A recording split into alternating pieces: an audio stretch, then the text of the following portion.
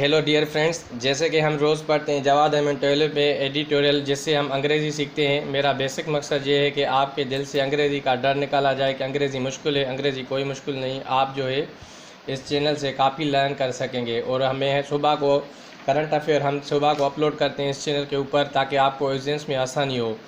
और यहाँ पे इंग्लिश के स्ट्रक्चर वोकेबुलरी पढ़ते हैं। तो जो नए चैनल पे आए वो सब्सक्राइब करें, लाइक करें, शेयर करें, ताकि दोस्तों तक पहुँच जाए। तो आज शुरू करते हैं। हमारा आज का जो है एडिटोरियल है WHO's एडवाइस, यानी वर्ल्ड हेल्थ ऑर्गेनाइजेशन की जो सलाह है। एडवाइस, ये WHO भी नाउन है, एडवाइस भी ये नाउन है। अगर यहाँ पे इसको मैं वर्ब लिखूँ तो इसको जो है यहाँ पे एस लिखेंगे, SE, यानी फिर ये हो जाएगा एडवाइस, वर्ब हो गया।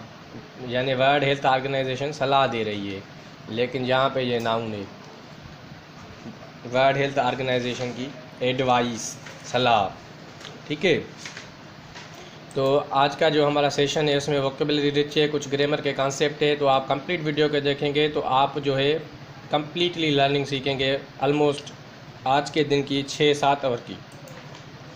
The writing was on the wall, ये जो है सेइंग है, कहावत है, ओके।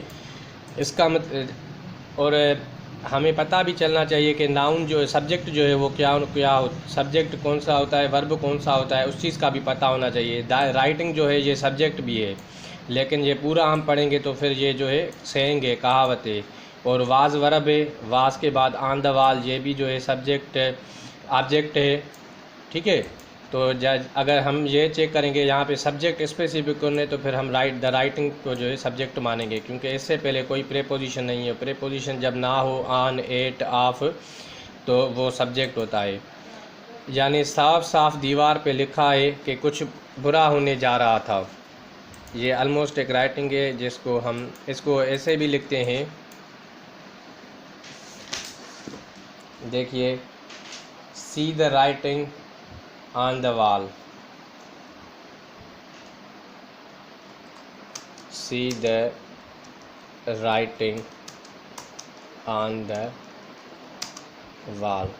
अगर इस तरह से लिखा जाए, या फिर the writing is on the wall। Almost ये इज़ ऑन द वॉल है, लेकिन ये पास्ट का सेंटेंस है, इसीलिए इसने राइटिंग ऑन द वॉल लिखा है।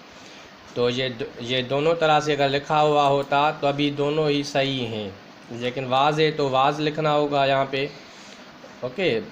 बाकी द राइटिंग भी लिख सकते थे, और सी द राइटिंग, यानी साफ साफ लिखा हुआ है कुछ बुरा होने जा रहा था। इसका मतलब ये है फ्रॉम द स्टार्ट, शुरू से। Only the government refuse to see it, सिर्फ गवर्नमेंट ने इनकार किया इसको देखने से। यानी दिख साफ रहा था, लेकिन गवर्नमेंट ने इनकार किया उसको देखने से। अब आगे बताएगा कैसे।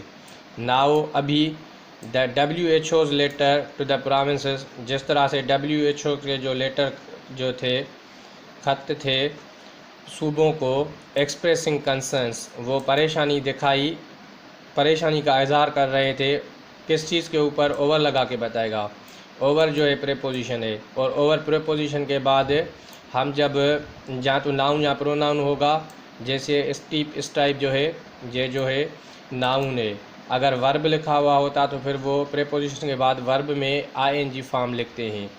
यानी उन्होंने कंसर्न्स किए, परेशानी दिखाई स्टीप स्पाइक के ऊपर, यानी जो केसेस हैं इन COVID-19 inspection across the country, यानी बहुत इंक्रीज़ हो रहे हैं COVID-19 के इन्फेक्शन से पूरे मुल्क में। Owing to ease the lockdown without effect disease transmission control, lockdown को ईज़ करने के बाद, यानी लॉकडाउन को ख़त्म करने के बाद, without effect disease transmission control और सर्विलेंस सिस्टम, यानी ये भी नहीं देखा गया कि भाई जो ट्रांसमिशन, जो डिज़ीज़ की जो फैलाव होगा वो किस तरह से इफ़ेक्ट होगा, असराता होगा। सर्विलेंस सिस्टम भी नहीं किया गया। सर्विलेंस सिस्टम यानी ऑब्ज़र्व करना किसी चीज़ को।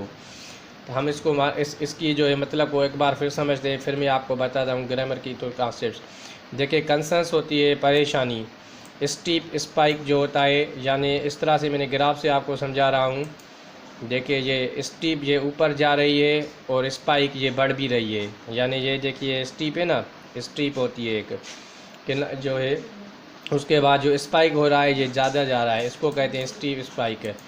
कोविड-19 के इन्फेक्शंस में तो अक्रॉस द कंट्री, पूरे मुल्क में, ओइंग का मतलब होता है बिकॉज ऑफ। अगर यहाँ पे बिकॉज ऑफ लिखा हुआ होता, ओइंग की जगह अगर बिकॉज ऑफ लिखा हुआ था भी सही था, ठीक है, या फिर ड्यू टू अगर लिखा होता वो भी सही था। लेकिन कुछ जो है सिचुएशंस है जहाँ पे हम ओइंग टू को नहीं लिख सकते हैं, ठीक है। ये मैंने पहले वीडियो बना लिया था ओइंग टू और बिकॉज ऑफ ड्यू टू का, पिछले एडिटोरियल मैंने इसको समझाया था, आप वो एडिटोरियल देख लीजिएगा, 2-3 दिन पहले जो एडिटोरियल थे आपको समझ में आ जाएगा। वरना इसके अलग से मैंने सोचा है अभी कॉन्सेप्ट्स को डिस्कस करूं, ये पढ़ाने के बाद वो ग्रामर को भी डिस्कस करूं, ठीक है। यानी जब ईज़ हुई लॉकडाउन में, वो आसान लॉकडाउन में नरमी की गई तो डिजीज़ ट्रांसमिशन को भी नहीं देखा गया। सर्विलेंस सिस्टम, सर्विलेंस यानी ऑब्ज़र्व करना, क्लोजली ऑब्ज़र्व करना, यानी किसी को करीब से देखना, सर्विलेंस यानी ऑब्ज़र्वेशन, ओके, या फिर क्लोज वॉच, नज़दीक से देखना, ठीक है, उसको कहते हैं सर्विलेंस।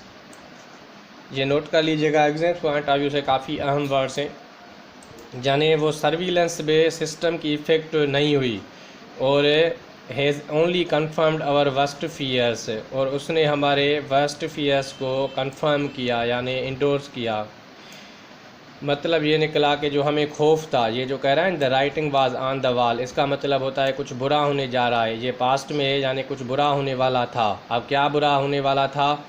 वो ये था कि जो वर्ल्ड हेल्थ ऑर्गेनाइजेशन के कंसर्न्स थे, केसेस बढ़ रहे थे और सिस्टम काम नहीं कर रहा था, उस हवाले से डिजीज़ को नहीं देखा गया, और जो हमें खौफ था बहुत, उसको इस सिचुएशन ने कंफर्म कर लिया, यानी इंडोर्स कर लिया, ठीक है, मान लिया। कंफर्म के कुछ वर्ड से, एक तो कन्फर्म, इसको कोराबोरेट भी कहते हैं, कोराबोरेट, ये भी काफ़ी अच्छा वर्ड है कन्फर्म का, ओके, या फिर इंडोर्स करना, या फिर एग्री करना, ठीक है, ये सारे इसके सिनोनिम्स हैं, तो आप इनको नोट कर ले। वर्स्ट फियर्स, खौफ जो था, अभी यहाँ पे देखेंगे राइटिंग ऑन द वॉल जो है वो सिंगुलर है, ठीक है। From the start, only government refused to see. Now WHO later expressed concerns owing to ease of lockdown. Has only, यानी owing to, जो हैज़ है ये सब्जेक्ट का वर्ब है, और यहाँ पे हैव नहीं आएगा क्योंकि WHO जो है वो क्या है, सिंगुलर ऑर्गेनाइजेशन है, तो WHO का जो है नाउ द, यहाँ पे WHO जो है सब्जेक्ट है, सब्जेक्ट को आपको पकड़ना चाहिए, और उसके बाद जो भी आ रहे हैं उसके बाद जो वर्ब आएगी वो इसी से लग के आएगी, ठीक है। जिस तरह से हैज़ है, अगर प्लूरल होता तो हैव लगा हुआ होता। ये एरर्स के क्वेश्चन होते हैं, इसको आप नोट कर ली। The government had erred in lifting restrictions and opening up of economy, government से गलती हो गई, एर्ड यानी गलती हो गई, रिस्ट्रिक्शंस को लिफ्ट करने में, यानी पाबंदी को हटाने में, and opening up of economy, और मईशत को खोलने में, आफ्टर 2 months ऑफ क्लोजर, 2 माह के बंदिश के बाद, क्लोजर यानी बंदिश, ठीक है ना, यानी किसी चीज़ को लॉकडाउन करना, रिस्ट्रिक्शन करना, क्लोजर करना, ये सिनोनिम्स है। Its actions have caused infections to spike and overwhelm the country already over stress public health infrastructure. इसके जो अमल थे, अब इसके अमल किसके, यानी गवर्नमेंट के जो डिसीजन थे, ये इट लग के आ रहा है, इसका मतलब होता है इट लग के आ रहा है, इसका मतलब होता है ये जो है ऑब्जेक्टिव केस है, गवर्नमेंट का पॉजिटिव है, यानी गवर्नमेंट के एक्शन से जो है वो सबब बने इन्फेक्शंस के, बीमारी के, to spike and overwhelm the countries already over stress, जिससे पहले ही जो है मुल्क में ओवर स्ट्रेस, परेशानी की फ़िज़ा थी, उसको भी बढ़ा दिया। और टू स्पाइक, ओवरवेल में, यानी ये इंक्रीज़ होना, अपसर्ज होना, ओवरवेल में इंक्रीज़ अपसर्ज, लार्ज, प्लेंटी, ये इसके सिनोनिम्स है। यानी पब्लिक हेल्थ इंफ्रास्ट्रक्चर जो है पहले ही ओवर स्ट्रेस था, उसके ऊपर पहले ही प्रेशर था। Every call for extension in the virus lockdown was dismissed as an elitist plan. हर कॉल जो थी एक्सटेंशन की, यानी रिस्ट्रिक्शन को, लॉकडाउन को बढ़ाया जाए in the virus virus lockdown में, was dismissed as an elitist plan, उसको ख़त्म किया गया जैसे कि इलिटिस्ट का प्लान था। इलाइटिस्ट यानी पावरफुल पीपल, ठीक है, जो कंट्रोल करते हैं, यानी इलाइटिस्ट मीन्स पावरफुल ग्रुप, ठीक है, ग्रुप या पीपल, वो क्या करते हैं, स्वे करते हैं, यानी इन्फ्लुएंस करते हैं चीज़ों के ऊपर, कंट्रोल करते हैं। ये सारे इसके सिनोनिम से, यानी इलिटिस्ट, पावरफुल ग्रुप, ये करते क्या हैं, इनकी एक्टिविटीज़ क्या थी, इसका मतलब था ये जो थे कंट्रोल करते हैं, इन्फ्लुएंस करते हैं, उसको कहते हैं यानी इलिटिस्ट प्लान।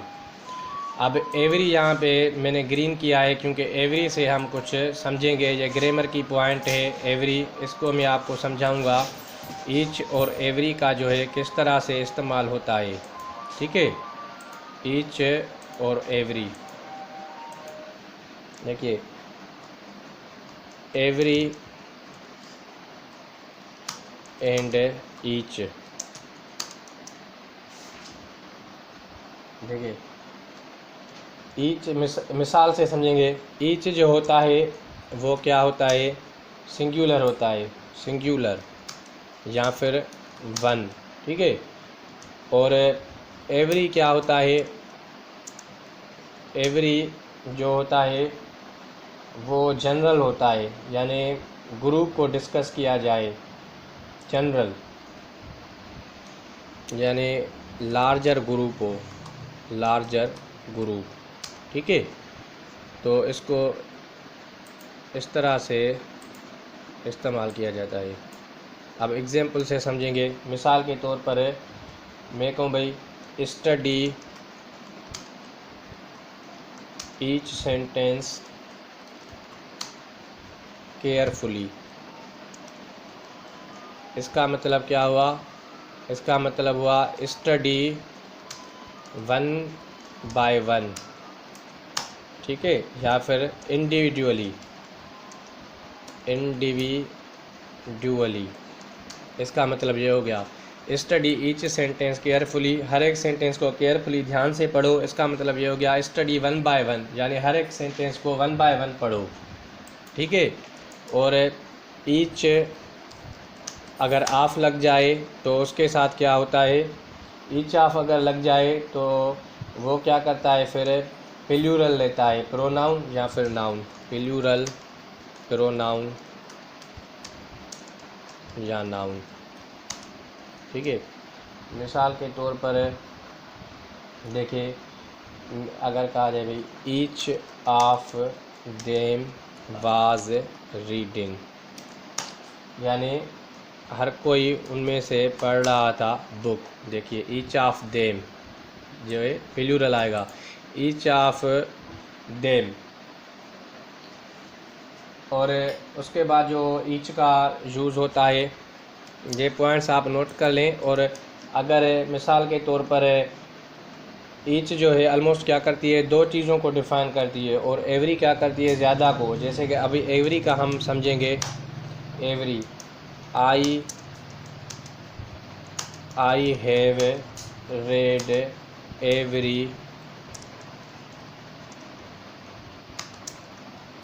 एवरी बुक, इसका मतलब क्या हुआ, लार्जर और इनडेफिनेट, यानी लार्जर या फिर इनडेफिनेट।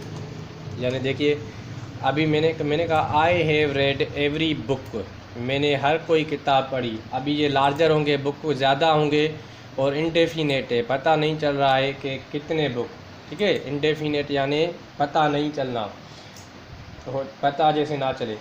ओके, अगर इसका और सेंटेंस समझेंगे और भी, she plays tennis every Sunday. अक्सर यहाँ पे कुछ अगर यहाँ पे ईच लिखा हुआ होता, मिसाल के तौर पर ईच, तो इसमें हमें ईच को निकालना पड़ेगा। एवरी संडे का मतलब होता है फ्रीक्वेंसी। ये जो एवरी है ये क्या बता रहा है, हाउ ऑफन वो टेनिस तो खेलती है, या फिर शी प्लेज क्रिकेट, कोई भी गेम, ठीक है। शी प्लेज क्रिकेट, अगर टेनिस ना भी हो, she plays cricket every Sunday, each Sunday. तो एवरी जो है सही होगा, ईच यहाँ पे ईच नहीं आएगा। ईच क्यों नहीं आएगा, क्योंकि ये फ्रीक्वेंसी को बता रहा है, यानी हाउ ऑफन। लेकिन हाउ ऑफन यानी कभी कब कब खेलती है, या फिर फ्रीक्वेंसी बता रहा है। ओके, ये फ्रीक्वेंसी बता रहा है। हाउ ऑफन समथिंग, कैसे कब कब खेलता है, हाउ ऑफन कब कब खेलता है, तो यहाँ पे एवरी आएगा। और ईच ऑफ आएगा तो प्लूरल प्रोनाउन आएगा। अगर ईच आएगा तो वो सिंगुलर वन होता है, ठीक है। और एवरी जो होता है वो जनरल स्टेटमेंट के बारे में बताता है, यानी इंडेफिनेट हो या लार्जर ग्रुप हो उसको बताता है। तो उम्मीद कर रहा हूँ आपको ये समझ में आ गया होगा कॉन्सेप्ट, तो आप इसको नोट कर लीजिएगा। इसमें नोट्स जब आप बनाएंगे तो आपको बहुत बेनिफिट होगा, वरना आप भूल जाएंगे। एग्जाम्स में आपको काफ़ी हेल्प मिलेगी। Okay, every call for extension in the virus lockdown was dismissed. Illicit plan. The lockdown was lifted on the plea that Pakistan could ill afford a longer closure, as a shattered economy would kill more people than would COVID-19 infections. पहले मतलब समझते हैं। Lockdown को उठाया गया Pakistani government के कहने पे, पाकिस्तान के कहने पे, ऑन द प्ली नहीं, लॉकडाउन को उठाया गया इस चीज़ के ऊपर है, पाकिस्तान के कहने पे नहीं, इस चीज़ के ऊपर that Pakistan could ill afford a longer closure, यानी पाकिस्तान जो है इतना आसानी से अफोर्ड नहीं कर सकता है क्लोजर को, ठीक है। यानी ये जो लॉकडाउन है वो क्लोजर नहीं होना चाहिए। The shattered economy would kill more poor people. Shattered economy यानी जो इकानमी मईशत जो है बंद है, बिजनेसेस बंद हैं, वो क्या करेगी, लोगों को जो है किल करेगी, मारेगी। देन वुड कोविड-19 इन्फेक्शन से, कोविड-19 इन्फेक्शन से ज़्यादा, यानी लोग जो मरेंगे वो भूख से ज़्यादा मरेंगे, और बीमारी कोविड-19 के मुकाबले में कम, उसमें कम मरेंगे और भूख से ज़्यादा मरेंगे। इसके कहने का मतलब ये है, यहाँ पे देखिए मैंने यहाँ पे इल अफोर्ड लिखा हुआ है। इल अफोर्ड, इल अफोर्ड का मतलब होता है to do something with difficulty. Ill afford का मतलब होता है, जब इल आए उसके बाद ये जो एडवर्ब है यहाँ पे यूज़ हुआ, इल अफोर्ड आ जाए जब वर्ड इल अफोर्ड, इसका मतलब होता है यानी टू डू समथिंग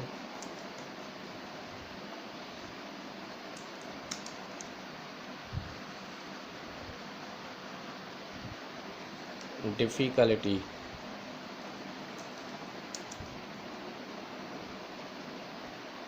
ठीक है। यानी किसी चीज़ को आप मुश्किल से डिफ़िकल्टी में करना, ठीक है, उसको कहते हैं इल afford.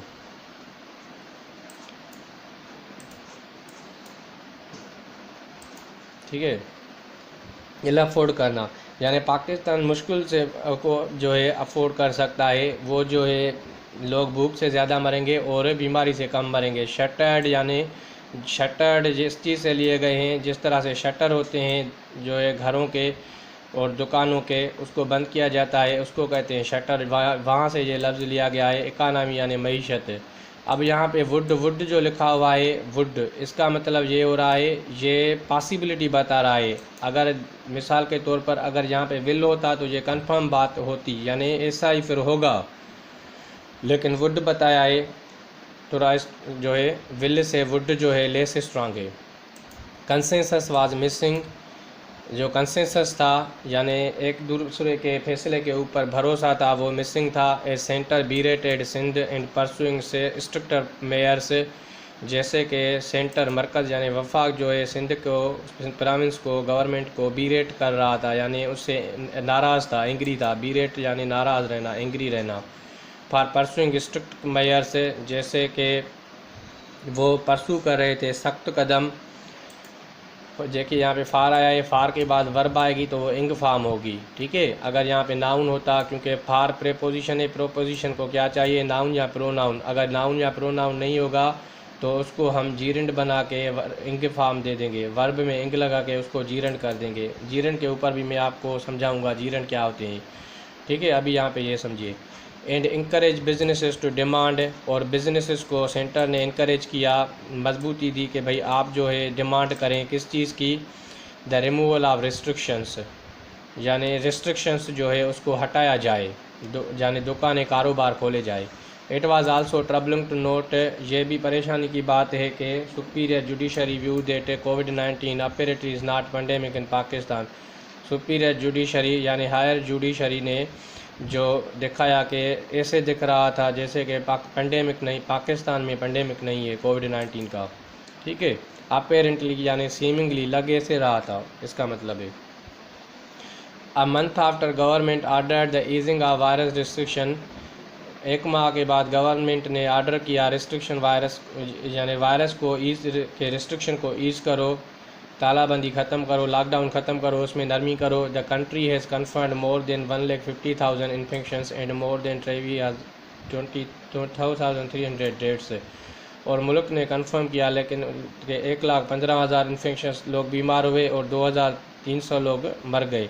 With each day recording a higher, हर दिन जो है बढ़ता जा रहा है नंबर ऑफ केसेस, लोगों की तादाद, केसेस की तादाद। Now Pakistan ranks 15th of the list of countries. Now Pakistan अभी नंबर पे आया है, 15 नंबर पे आया है, 15वें नंबर पे लिस्ट में, दुनिया की लिस्ट में, with the most covid infections and is among the top 10 reporting highest number of new cases, और टॉप 10 में है जो नए केस जो है बढ़ रहे हैं, ठीक है। यहाँ पे वर्ड आया है अमंग, अमंग और बिटवीन, इसके भी काफ़ी अच्छे कॉन्सेप्ट होते हैं, ये आपने पढ़े होंगे।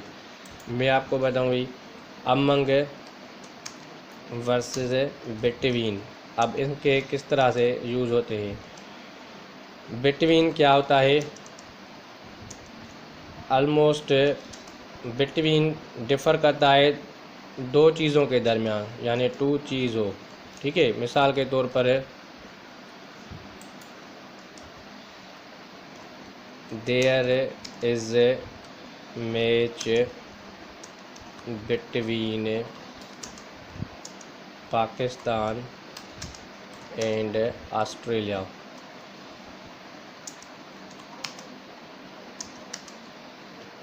There is cricket match between Pakistan and Australia, ठीक है।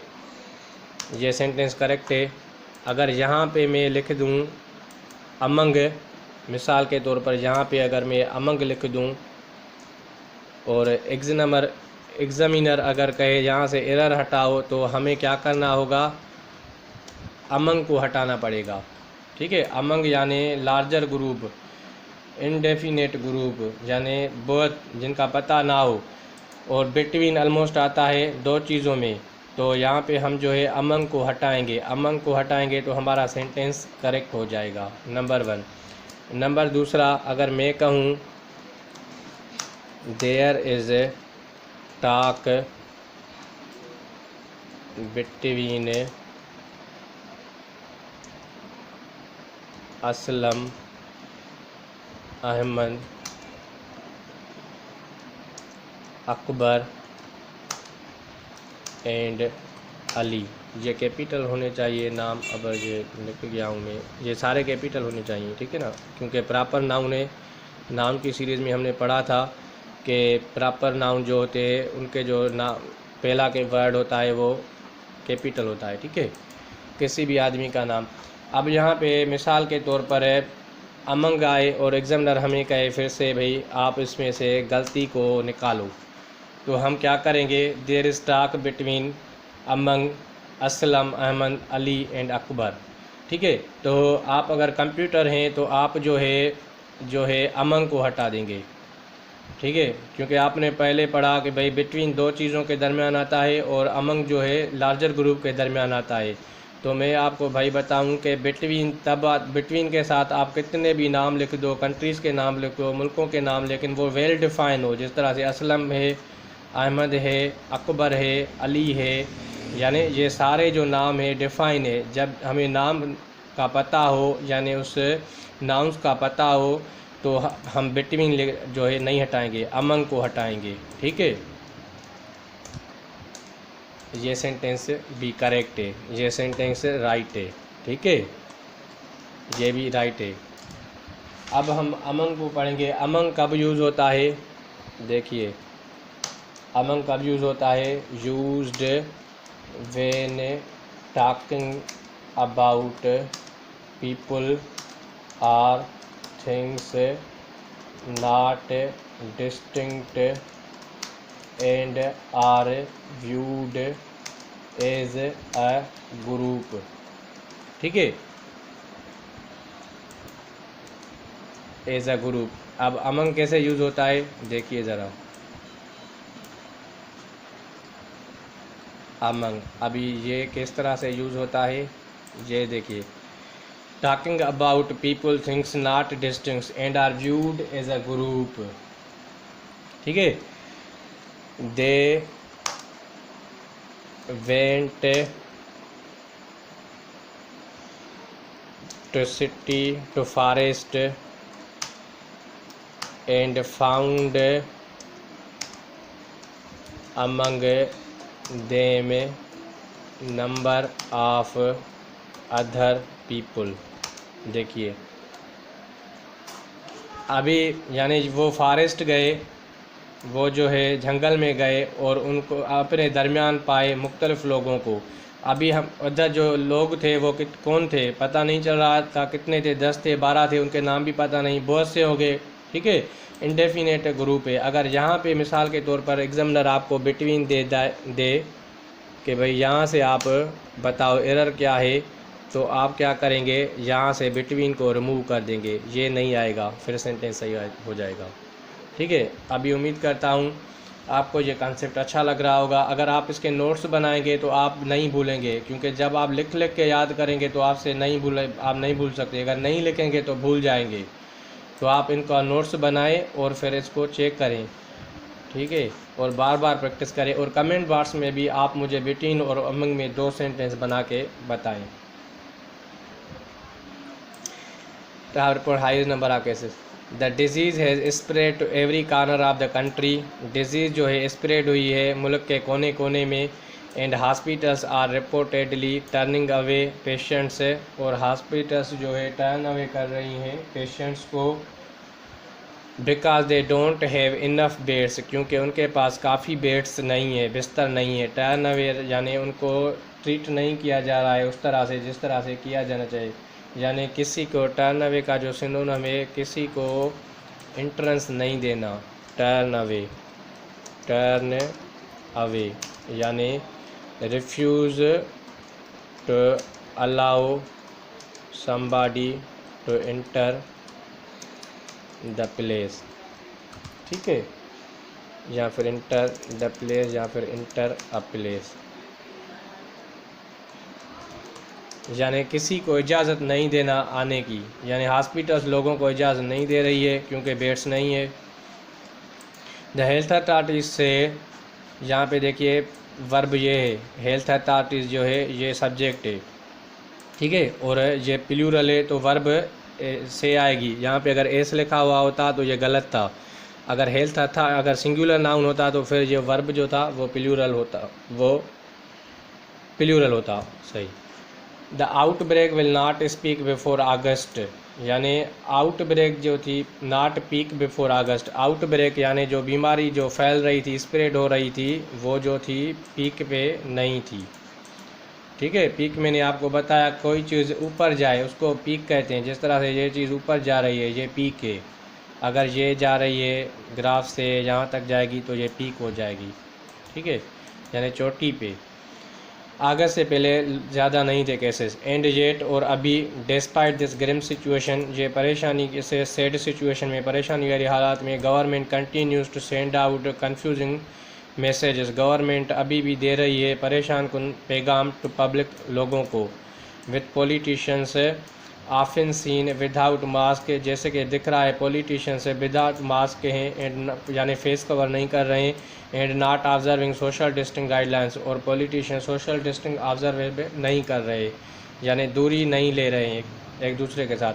यहाँ पे मैंने कंटिन्यू टू वर्ड को हाईलाइट किया, ये ऐसा वर्ड है जिसके साथ आप सेंडिंग आउट भी लिख सकते थे। अगर यहाँ पे टू नहीं होता तो फिर आप इसको ऐसे भी लिख सकते थे। यहाँ पे मैं आपको बता रहा हूँ, देखिए ये अगर इस तरह से सेंटेंस लिखा हुआ होता ना,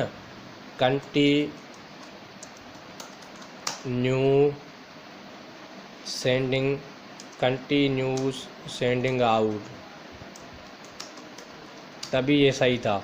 कुछ ऐसे वर्ब है जो मैं आपको बताऊं जिनके साथ आप जीरंड का भी इस्तेमाल कर सकते हैं, ठीक है, तो वो मैंने लिखे थे। अगर आप उनके साथ एक जे वर्ड लिखेंगे जैसे कि सीज है, ठीक है, और कंटिन्यू जैसे कि यहाँ पे है, उसके अलावा हेट है, लव है, लाइक है, उसके अलावा नेगलेक्ट है, प्रोपोज है, इनके साथ आप ट प्लस V1 लिख सकते हैं, ठीक है, बेस फॉर्म, या फिर आप इसके साथ जो है वर्ब प्लस इंग भी लिख सकते हैं, वर्ब प्लस इंग, तो मतलब उसका सेम ही रहेगा। जैसे कि आई लव वाचिंग फिल्म, ठीक है, मिसाल के तौर पर अगर मैं कहूँ भाई I love to watch film, तो ये दोनों सेंटेंस करेक्ट हैं। तो ये ऐसे वर्ब हैं जिनके साथ आप टू लगा के वर्ब की फर्स्ट फॉर्म रखें या फिर इंग फॉर्म रखें तो आप रख सकते हैं, ठीक है। ये आप नोट कर लें, काफ़ी अच्छे वर्ड्स हैं जो मैं आपको बता रहा हूँ। The world health organisation later says है, वर्ल्ड हेल्थ, देखिए यहाँ पे सेज आ गया ना, सेज क्यों आ गया, क्योंकि ये वर्ल्ड हेल्थ ऑर्गेनाइजेशन सिंगुलर इसको रिप्रेजेंट कर रहा है सब्जेक्ट को। That disease transmission is steep, world health organisation कह रहा है कि भाई डिजीज़ की जो स्प्रेड है वो स्टीप पे है, यानी चोटी के ऊपर चढ़ रही है। And health system isn't capable of detecting, testing, isolating, treating every case, सेहत का निज़ाम इतना काबिल नहीं है कि वो डिटेक्ट करे, टेस्ट करे और आइसोलेट करे, ट्रीट करे एवरी केस को, हर केस को देखे, एंड ट्रेसिंग एवरी कांटेक्ट, और मालूम करे हर किसी डिज़ीज़ वाले बंदे को। इट आल्सो पॉइंट्स आउट, ये बताता है that high positivity rate of 24%, high positive rate 24% जो है, अब विच लगा के बता रहा है, ये रिलेटिव प्रोनाउन है। अब ये बता रहा है इस सब्जेक्ट के बारे में बताएगा, ठीक है। Which is above the required level of 5%, जिसकी ज़रूरत है 5% से ज़्यादा होने की। Underlines the seriousness of the situations and poor efforts of the government to this disregard, जो बता रहा है कि गवर्नमेंट की जो है पुअर मैनेजमेंट सिस्टम है, यानी गवर्नमेंट की सही एफर्ट्स से नहीं हुए, जिसकी वजह से ये इस तरह से केसेस बढ़े, यानी 24% बढ़ गए जबकि रिक्वायर्ड थे 5% बढ़ना था, ठीक है, ये बता रहा है। विच It urges province to enhance daily testing capacity of 50,000 to access the actual prevalence of coronavirus besides strengthening the surveillance system। ये बता रहा है, ये ज़ोर देता है, अर्ज देना यानी ज़ोर भरना, अर्ज करता है प्रोविंस सूबों को, इन्हेंस करो डेली टेस्टिंग कैपेसिटी को 50,000 तक, और असेस करो, मालूम करो एक्चुअल प्रीविलेंस कोरोना वायरस की, कोरोना वायरस किस तरह से बढ़ रहा है। Besides strengthening the surveillance system, besides यानी इन एडिशन टू, अगर यहाँ पे इन एडिशन होता तभी सही था, इन एडिशन टू, ठीक है, अगर इन एडिशन होता बिसाइड की जगह तभी वो चल जाता, जैसे नोनम एक दूसरे के, यानी और तो और सर्विलेंस सिस्टम को अभी मजबूत करो, यानी ऑब्जर्वेशन करो, क्लोज ऑब्जर्वेशन करो कि क्या मामला चल रहे हैं। Identification, testing, isolation, care, ill inducing identification, follow up, contact, quarantine, यानी आइडेंटिफिकेशन मालूम करो, टेस्ट करो, आइसोलेशन केयर करो, इल फॉर द इल बीमारों की, including identification and follow up of contact and quarantine, और उनकी भी आइडेंटिफिकेशन करो जो फॉलो अप कर रहे हैं कॉन्टैक्ट को और क्वारंटीनिंग को भी।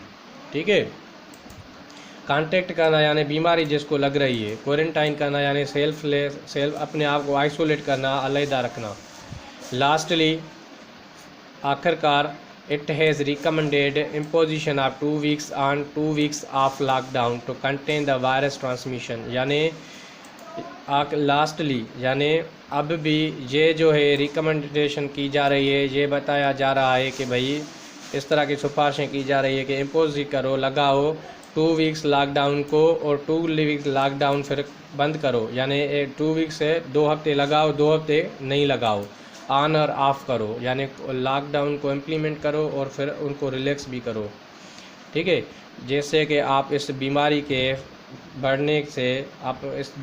बढ़ने से इसको रोक सकें। कंटेन करना यानी प्रिवेंट करना, ट्रांसमिशन वायरस बीमारी, वायरस का मतलब पॉइजन भी होता है, और ट्रांसमिशन यानी जो उसकी स्प्रेड हो रही है, फैल रही है।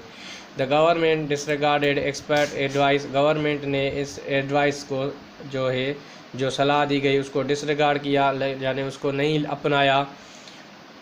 जबकि doctors called for banning congregation, doctors कह रहे हैं, डिमांड कर रहे हैं, कॉल फॉर करना, डिमांड करना। ये मैंने आपको 2 दिन पहले एडिटोरियल में बताया था, किसी चीज़ के लिए लग जाए तो फिर उसके लिए है कॉल्ड फॉर, और अगर कोई बंदे के लिए लग जाए तो फिर कॉल्ड ऑन होता है या कॉल्ड अपॉन होता है, अपॉन समबॉडी होता है। ठीक है, और यहाँ पे देखिए फॉर बैनिंग है, किसी बंदे के लिए बैनिंग लफ्ज़ आ गया, कांग्रीगेशन बाद में आ गया तो फॉर आ गया।